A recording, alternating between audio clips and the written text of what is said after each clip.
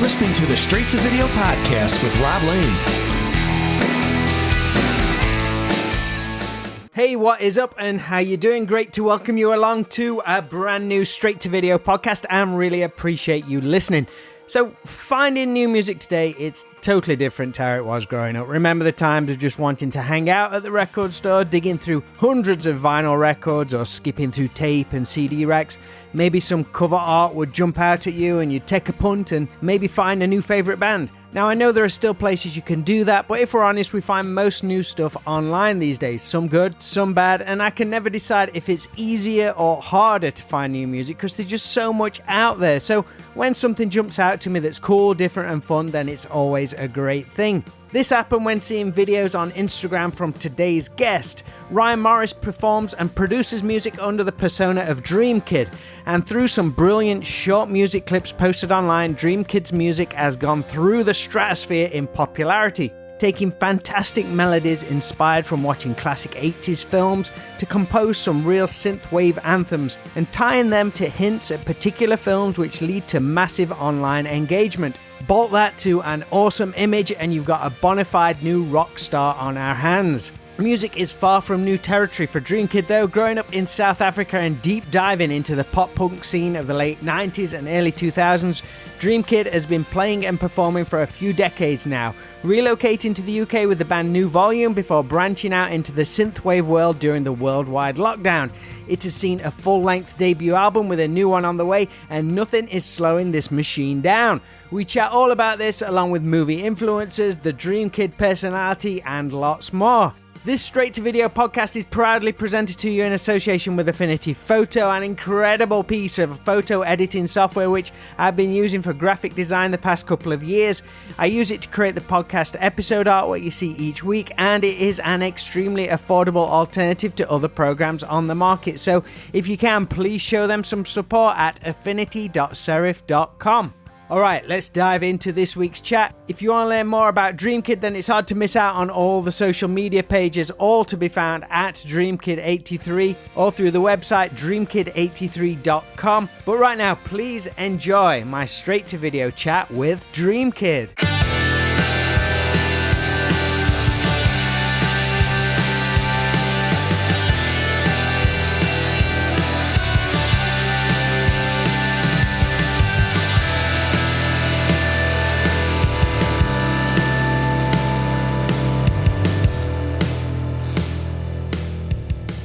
Hey man. How you doing, Ryan? Yeah, good. Just really busy doing a million things.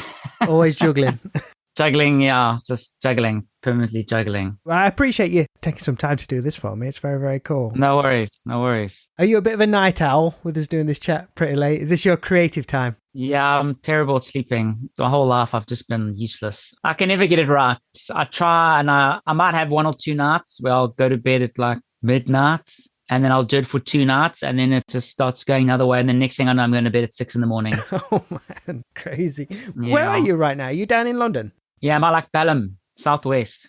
Oh, cool. Have you seen like an influx of places in the city that are like supporting the synthwave scene over the past few years? Are there many nights that kind of focus on that style of music? Not really London, no. I haven't seen much. My record label Outland do a couple of events. Like I went to a Thames boat party that they had, which is really cool. But other than that, I haven't gone to many. Was it in Bristol you played recently? Yeah, that wasn't a synthwave thing. It was just a normal kind of gig night. How was that? Did that go down good? Because that was your first show in quite some time, I believe. I was worried for a while because it's been so long and I've always played in bands. So it was the first time on stage alone, which is kind of strange for me. On top of that, I'm doing like double what I would be doing in a band. Because it's like lead guitar, synth, singing, like, you know what I mean? Like swapping here, swapping there, guitar, throw it on my back, play keys, come to the mic. Like it's all on you, mate. It's all on you when it comes down to that. Yeah. I mean, I would like to get a drummer. To start off, I would love a drummer, just to add. But yeah, it's been good. I'm like super confident now to do the next one, you know. I know some technical things that I need to change and that kind of stuff, as you do. Reason I was asking about like the London scene, I was at the garage a couple of years ago for a FM 84 show. Okay. I couldn't believe all the people in one place loving this style of music. It was crazy. And then earlier this year, the Midnight come over and they're like packing these places out. And if you go and speak to somebody on the street, they have no idea who these people are.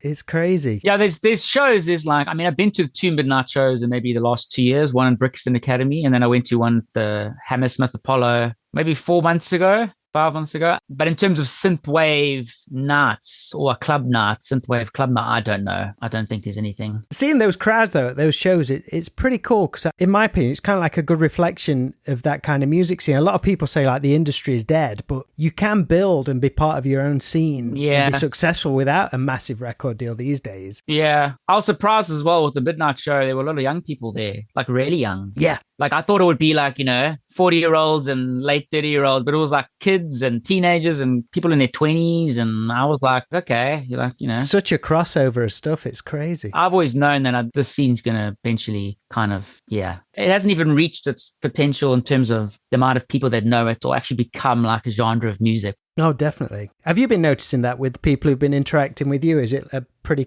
broad cross-section of like ages? My ages range from about 21 till about 55. I'm just in that range then.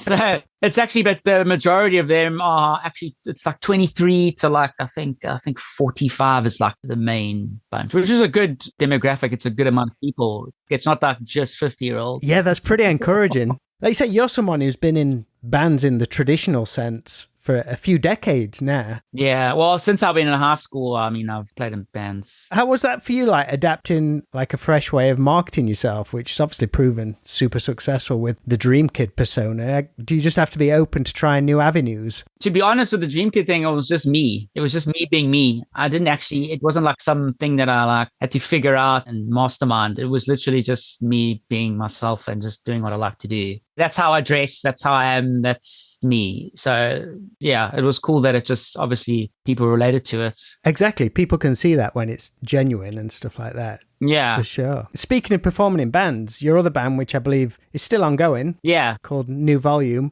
Originally called What Now, right? We were called What Now when we started in South Africa. We were called What Now. We were like a real Blink 182 clone band. Mm-hmm. Real pop punk stuff. And then we moved to London and we slowly kind of developed a more of a darker, Depeche Mode-y sort of alternative rock kind of a sound. And then when we signed to Sumerian in the States, and they wanted a name change because we'd had such a long history of like just random this and demos and this look and that look. They were like, I just want a clean slate. Start fresh, yeah. We were like, it's fine, but we're picking the name. So we changed maybe the name about maybe 6 years ago. It's great stuff. I was checking out the videos, and the videos are like really high production value and stuff. It looks really, really cool. South Africa, did many of your favourite touring bands come through town? Yeah, they started. It's become more and more, but back in the early 2000s, it was like not many. It wasn't like now. Now it's like anyone will go, Yeah, I think like so many. Metallica's gone there loads of times. Simple Plans played there tons of times. Yeah, like everyone goes there now. I think in the 80s and early 90s, they didn't because of apartheid. There was some like issue that I think actually Queen was one of the first bands to just say, screw it, and just went. I think that's right. And Queen were the first band to say, we don't care. We come in and do a show. I think that's what happened. Who was the first band you saw live? Do you remember? It was Bryan Adams. Oh, sweet, man. That's a high bar. Yeah, I was obsessed about Bryan Adams. I was like a kid. It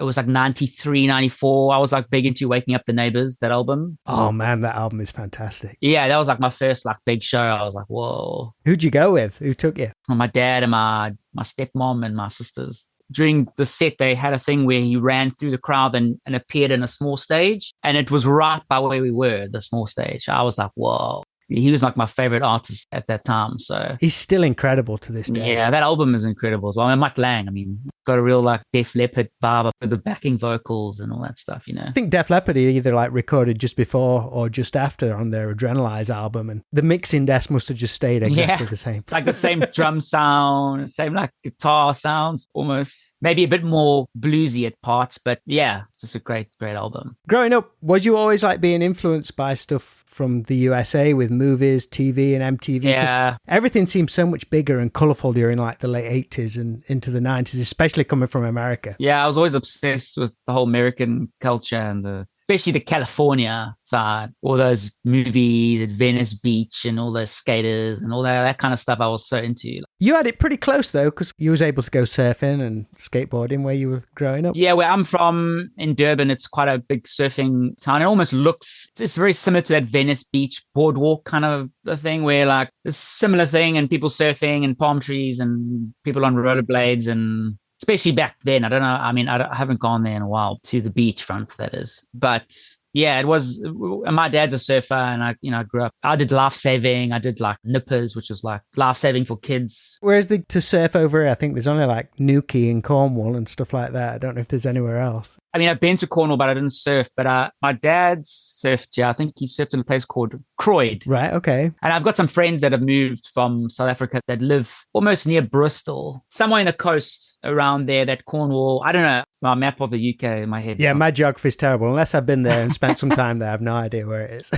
Yeah. You mentioned earlier, like, Dreamkid is just an extension of your own persona. And like I say, I think that's one of the reasons the music you do, it comes across as so genuine and heartfelt. I'm wondering, like, not are you thinking back to a different time, which a lot of people feel good about, but you yourself, you're living in a different country, thousands of miles from where you grew up. So is there perhaps a little bit of a homesick connection to that? Maybe that nostalgia feels even more real? That's what got me into 80s and synthwave stuff, was being homesick in England and thinking of back when I was young in South Africa, what my parents used to listen to. And that's kind of, I think, how I got into the whole 80s thing. And then a lot of like bands that I'd listen to, even like rock bands or pop punk bands, they would like dabble in a bunch of synth stuff, like in a bridge of a song or middle eight. They would like dabble in the synthwavey vibe. And then obviously because they were guitar based, then it would disappear. And then they would go back into the chorus of the guitars. And I'd always be like, that was so cool with all those keys. Why was it so soft in the mix? Like they should bring more of that in. But then when I discovered like the whole new retro wave YouTube channel, I was like, oh, okay. There's this music that I've been looking for. It's actually a thing.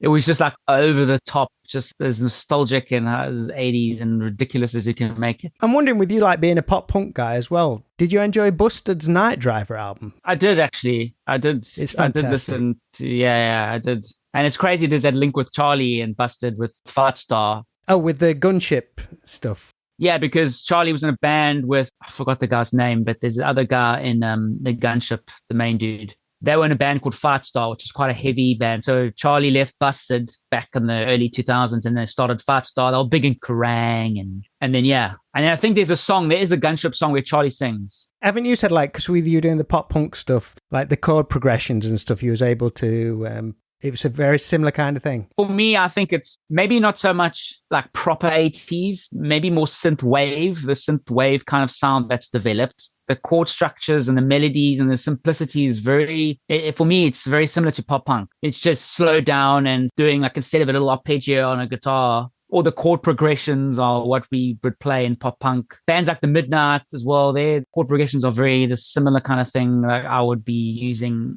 That's probably why people can sometimes say we sound similar or whatever. A lot of it's, I think, the bass chord structures. I have something what I call a go-to time, a couple-year window I'd love to revisit. Mine is when I kind of fully got into music around 1990 and 91. Do you have any time off the top of your head which feels really magical for you looking back? Back to the pop punk thing, when I discovered Enemy of the States in 1982, I was like, because I was trying to be a pro surfer at that stage. I was like, that was my thing. But then when I heard that album, I was like, no, I got to start a band. Like, this is it. How did you hear it originally? So I was already into like pop punk bands and Blink because of, there were the Taylor Steele surf videos that we used to get. And it had like all like Pennywise and NoFX and Unwritten Law and all those kind of bands. So I kind of got into that. And I was really young as well. Like, I remember going to my friends at school and being like, yeah, you know, this band Blink and Green Day. And like, they were like, what are you on about? And then literally like a year later, or Blink and Green Day became like massive bands ever. And I'm like, oh, okay. Obviously, South Africa was a bit hard for getting albums that weren't like commercial. I used to have to go to there was this one CD shop. I used to have to go to like a catalog and order it. And then like, I don't know, 2 months later or something, it would come along. The excitement levels were even more because you had to wait all that long. Yeah. And they also, do you remember a website called CD Now? Yes, yeah. Yeah, so I used to order on there, and because South Africa wasn't great with a lot of the back then the delivery services weren't the best, but I used to take a chance. And actually one time I remember I ordered a 10-Foot Pole CD, which is another punk band I used to listen to, and Blink, and I ordered them together. I asked my dad, can I borrow your credit card? I want to buy these CDs. Anyways, he let me. And when the package came, it had been opened and the enema of the state was gone. Shit. Oh, no. And how long had you been waiting for it? Oh, like months. I was so bummed. And then I remember like emailing CD Now and they sent me, and then a couple months later, I got the enema of the state. And then I was just like, I didn't even want to leave the house. I was just like listening to the album all the time. With the music you create with Dreamkid, there are obviously lots of ties to 80s movies. Which were some of your favourites growing up, Paul, which you discovered a little later on as you got older? When I was young, definitely E.T. was one that I really love. I went to the E.T. house a couple of weeks ago in California. Oh, fantastic. Yeah, I actually went to the house, which was pretty cool. Thrashing's one of my favorites growing up. I was going to say, because you've got a thrashing tattoo, right? Yeah. How'd you discover that film? It used to be on like the South African movie channels that we had. They used to play it. And then I taped it on a VHS. And I thought it was like, me and my sister thought it was the coolest thing ever. It's not the most popular movie in the 80s culture. Like you tell people thrashing, they're like, huh? You tell them Lost Boys, they're like, yeah. And you tell them thrashing, they're like, what? Yeah, but when you like scratch under the surface of thrashing, you see the people who are involved in it, even from the skateboarding culture. There's like some really famous people. Yeah, I think Tony Hawk was in it, but he was like a little kid. It's nuts, man. I think it's a great snapshot of like real LA, some of the street scenes and all that kind of thing. Yeah, that's kind of like a lot of what I base all my clothing or what I wear. That's kind of, I look to that movie as quite a big inspiration for kind of like a synthwave dagger. Yeah, well, yeah. You'll see my next album. Yeah, I can't tell you much now, but you'll see. Robert Russler is so cool in that role. I don't know what he was in. I think he was in was he in 21 Jump Street maybe? He had an amazing run. If I get this right, the first 3 or 4 films, when he came out of the gate, he was in Thrashing, obviously, A Nightmare on Elm Street 2. Oh, that's it. Weird Science. Oh, yes, that's and true. Vamp. Oh, wow. Like all within like this short window. He still acts to this day, but for that small time period, he was just like on a roll. And I think he was a big skater too. Yeah. He must have been. I think most of the actors had to skate. That was like the rule. I mean, even Josh Brolin, he skates pretty well. You can see it. Yeah, but another movie of mine was Flight of the Navigator. That was a big one I loved. Oh, brilliant. Still holds up. I can just remember like those little creatures in this spaceship, because I hadn't actually seen it in like so many years. I actually watched it maybe 5 months ago. So I didn't realize that the music score was so like synthwavy. I was like, huh? Is this overdubbed with new synthwave? Speaking again of like thrashing, didn't you use the Dagger's house from the film as kind of like a blueprint for the setting in your Hearts Don't Beat the Same video? Yeah, a lot of my videos are, I'm obsessed about that whole, I'm not bored of it yet. No. There's so much to take from it. I mean, everyone's got their own, like, kind of, a lot of synthwave artists have, like, Lamborghinis and lasers, which is cool. And, like, don't get me wrong, I'll also touch into that. But I think my main thing is the whole Daggers, punk, skateboarding, holes in their shirts, green hair. How about surf movies, though? Obviously, Point Break is a classic, but I was wondering, are you a fan of North Shore? Do you like that film? North Shore? Who's on that movie? There's not many well-known people in it, but there's the guy from Teen Wolf. And it's an actual 80s movie? Mm-hmm, it's 1987. I need to watch it. I might have seen it growing up, but I can't seem to put it to... I describe North Shore as Karate Kid, but with surfing. Okay. I think I'm thinking of Big Wednesday, which is like a 1970s... And it looks so cheesy because they're like chatting while they're surfing and there's like this fake wave in the background. I'm going to send you a link to North Shore. I think you'd dig it. Okay. I must check it out. How did you find yourself like really embracing the 80s stuff though? Was that through memories of growing up and later on you'd hear something and be like, wow, I remember this? Or was there a space of time? Because I mean, you mentioned you saw Bryan Adams, but I guess pop punk was the first. Was that like the first music you could call your own when it came along? Well, yeah. I mean, I started in rap. Vanilla Ice. I mean, I was really young. I'm talking like I was 5. All right, okay. I knew the whole Ice Ice Baby from start to finish. I used to record myself on my cassette tape. And then I think my dad wanted to show his record label friend. And I was like, no, don't do that. I was like so shy and scared.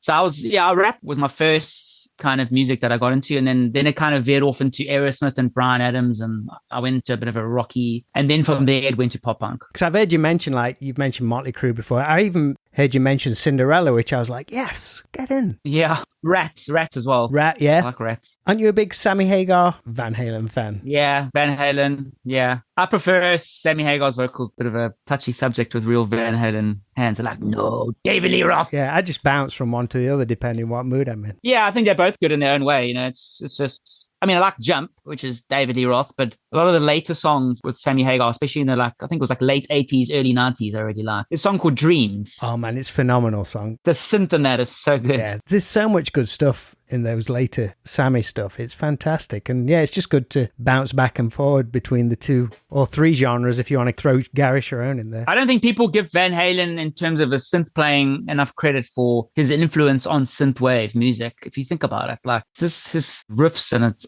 just so good. And I often wonder if Van Halen with David Lee Roth would have survived through that late 80s period. I think transitioning into the Sammy sound worked better for that time period of the late 80s, in my opinion. Yeah, and it's crazy. Some live shows, Sammy Hagar played guitar and then Van Halen just played the synth.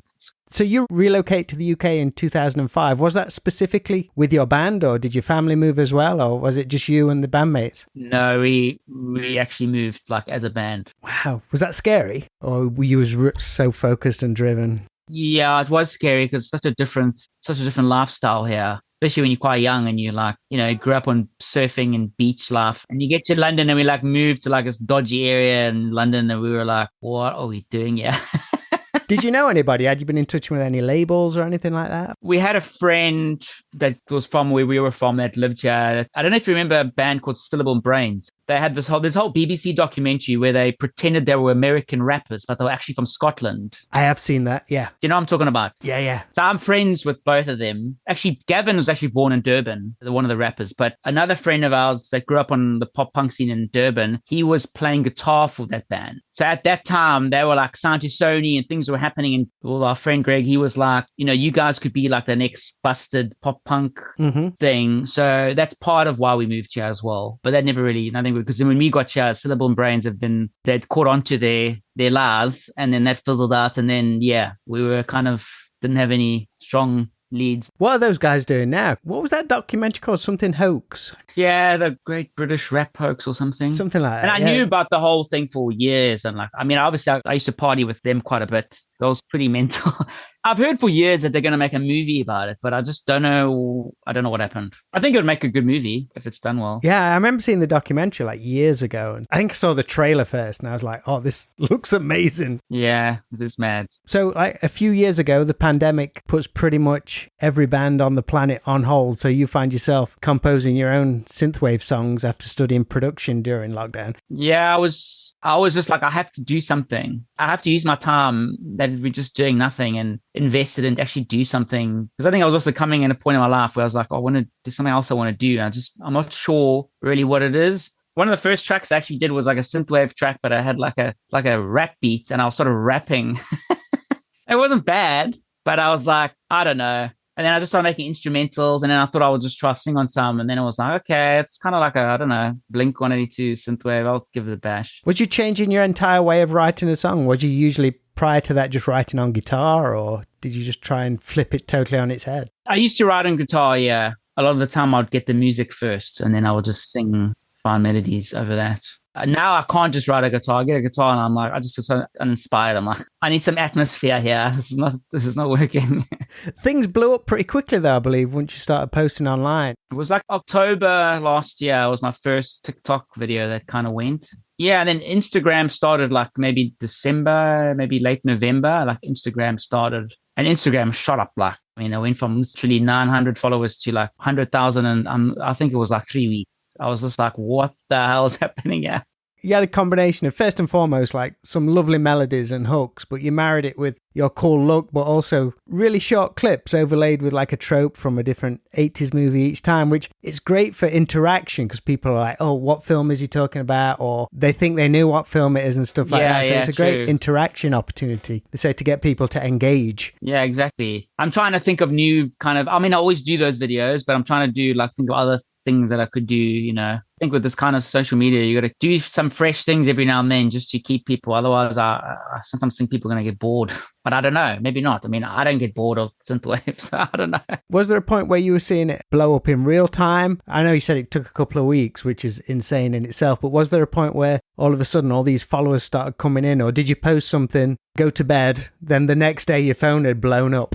It's very blurry, actually, because TikTok started first. And then I was like so busy looking at TikTok. And then I was like, what's happening? Is Instagram also going now? And then I was a little bit like on a high and a little bit like, yeah, it was cool though. I don't think I slept for like 2 months. I think I just was just like commenting and, making other videos. And I was posting a lot though. I was posting maybe 3 times, sometimes four reels a week. I sometimes wonder if I should go back to that, but then I think, I don't know if it's overkill. I don't know. It's such a fine line. What's the kind of like the result from that? You obviously get all the followers and things like that. Do you get like an influx of like private messages and all this kind of thing? Oh, yeah. No, I've still got so many messages. I mean, it's just emails and messages. It's a bit overwhelming at times, but I try my best, especially comments. Messages kind of get stuck in Instagram into the spam folder, and I will every now and then have a look, try and have a look, but it's just hundreds and hundreds. I'm just like, what?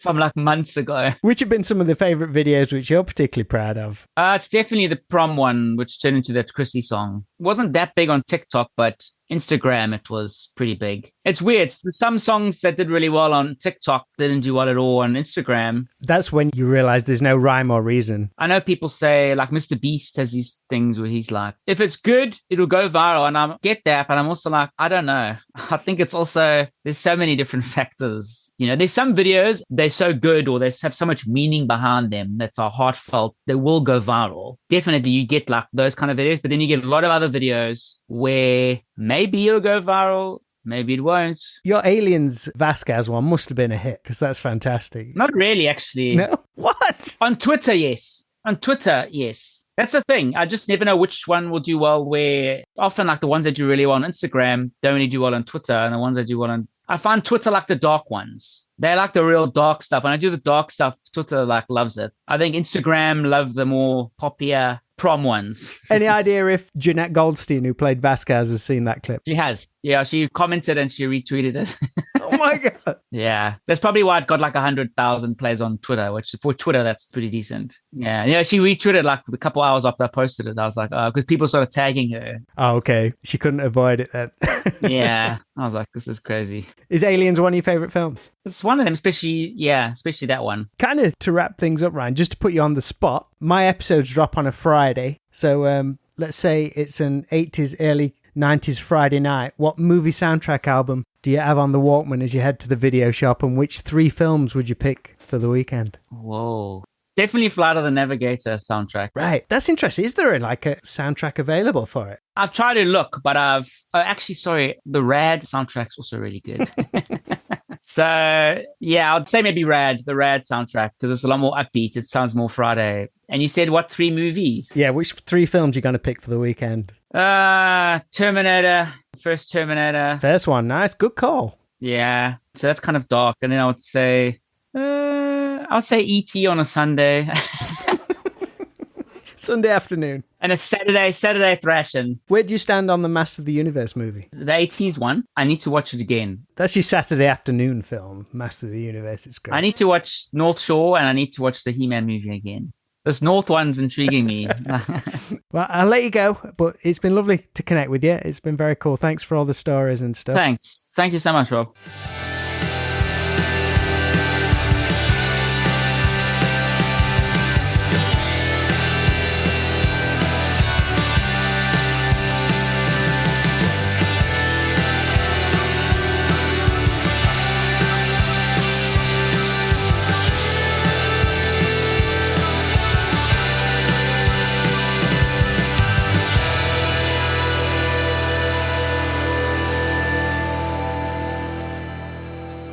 Massive thanks to Dreamkid Ryan Morris for chatting with me on the Straight to Video podcast. Really excited to see what's next, as the creativity already shown looks far from slowing down, so I hope you enjoy the music too if you dive in.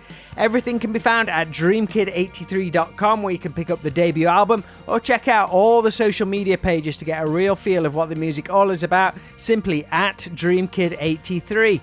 I'm now regularly posting video clips from each of the podcast episodes on my YouTube page, so I'd love it if you'd head on over and check those out, as it's been a lot of fun diving back into the archives of the past couple of years. If you could help me build up the subscribers on there, it would be awesome, as I'd really love to grow that channel, and each one of you makes a difference, so thank you so much. Now that is all for this episode. There'll be a brand new one next Friday, so till then, always be kind, please rewind and unwind, and I'll speak to you all real soon.